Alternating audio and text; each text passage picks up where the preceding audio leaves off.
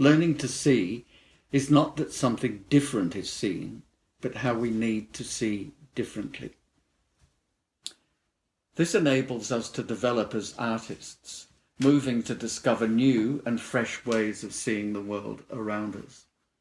Look for a deeper understanding of what we see. Engaging fully with what we see will help to imbue our paintings with feeling and atmosphere, helping to engage the viewer of the work and bring them back to a place within themselves that can evoke certain emotions. We can train ourselves as artists to truly understand the nature of things through observation.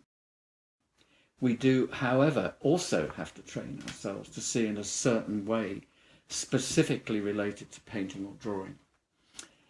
This entails seeing things as a mass of shapes, colours and forms rather than as identifiable objects. In seeing objects by identifying them, we are apt to draw and paint from a preconception of that object. This is an impediment to true seeing, drawing and painting the shape, colour and form as it actually is.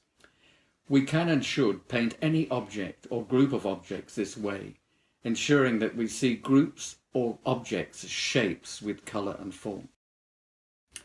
I just want to use this still life to describe what I mean by thinking of things as shapes rather than described objects. So, this teapot becomes a sphere, a sphere, a sphere, and a cylinder. So that means that we're painting shapes and not objects. And that's to do with our preconception getting in the way of painting them accurately or properly, not accurately. So we need then to just have a look at perhaps how to define a shape.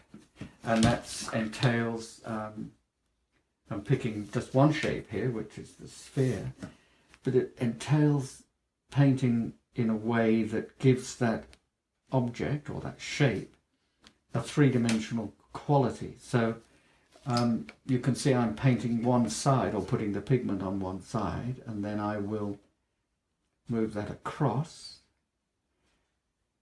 which then loads the pigment or the paint to one side, which will give it that three-dimensional quality. We have to make it look three-dimensional, otherwise it's flat. So I will then paint in some ultramarine blue to darken that further. And that blue, if you can see, I'm dropping it in rather than painting it too much with the brush, and really leaving it so that the two will blend. The ultramarine will blend with the alizarin crimson and it will become purple. So really that's all we have to do. We might pick out a little bit of the side to soften the edge there a little. Like that. And we will wait for that to dry before we draw or paint, the shadow into that, which will be a mixture of the same colours really, so that it connects back to the paper and sits properly on the paper.